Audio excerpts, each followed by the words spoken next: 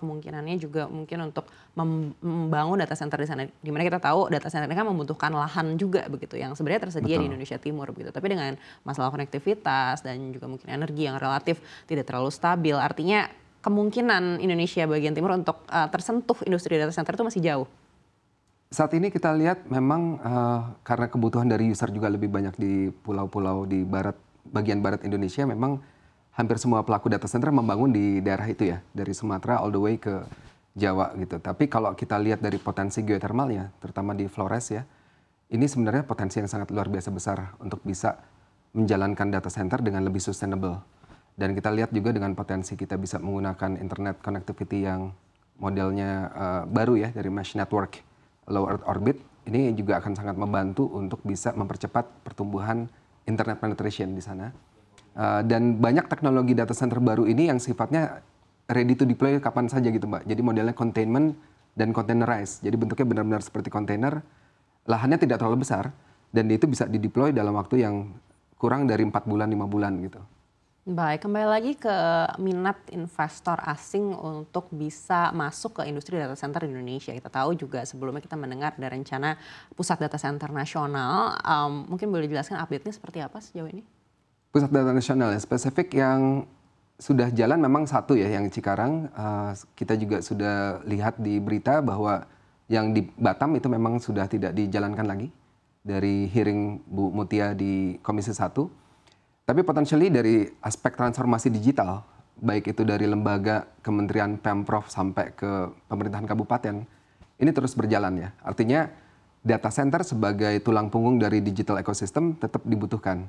Nah, saya lihat mungkin ke depan secara mandiri mungkin ya, lembaga, kementerian, dan juga dari sisi Pemprov ini akan membangun infrastruktur untuk bisa mendukung transformasi digital yang saya lihat sangat masif terjadi gitu ya. Jadi bahkan di beberapa Pemprov itu sudah menerapkan model computer vision technology. Jadi yang tadinya CCTV hanya bisa merekam, sekarang itu sudah bisa menganalyze, jadi bisa tahu car counting ataupun potential social unrest gitu ya, berdasarkan algoritmik yang diinjek ke CCTV-nya. Artinya mereka butuh data center besar untuk bisa melakukan komputasi seperti itu gitu. Nah, ini ke depan saya lihat tetap akan berjalan dengan sangat masif karena kembali lagi Mbak, saya lihat AI adoption ini luar biasa cepat ya di Indonesia terjadinya ya. Baik, lalu sebenarnya faktor-faktor apa sih yang membuat investor asing ini lebih memilih negara-negara tetangga kita untuk bisa membangun data center yang raksasa begitu? Iya, salah satunya memang keberpihakan regulasi terhadap industri ya.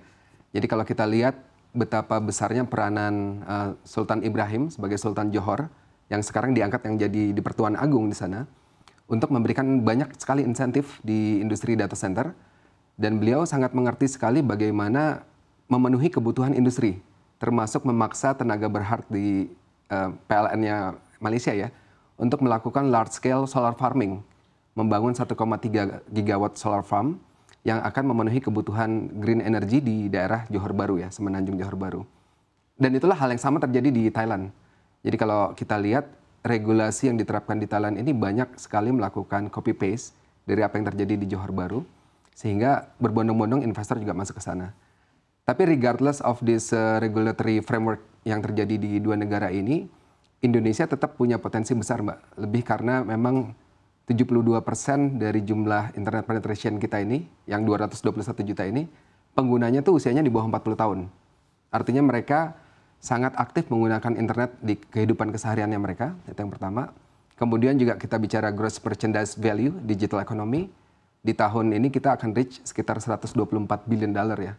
Ini angka yang sangat besar, dan juga ke depan kita lihat dengan adanya banyak cyber security awareness yang terjadi di masyarakat, dan juga cyber security incident yang juga tahun lalu 20 Juni kita merasakan PDNS down gitu ya.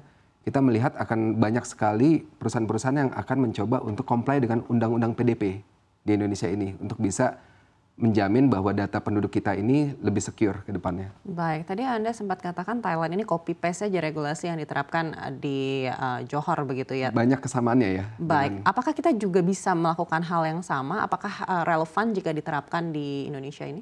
Iya, ini memang sangat tergantung dengan regulator sih sebenarnya Mbak. Dalam konteks ini mungkin ada pengampunya ada di bawah Komdigi dan juga mungkin di Komisi 1 ya.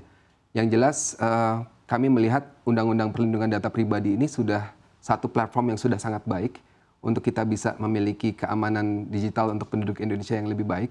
Tapi tentunya butuh petunjuk pelaksanaan teknisnya yang lebih detailnya agar bisa meyakinkan seluruh masyarakat bahwa data kita lebih secure.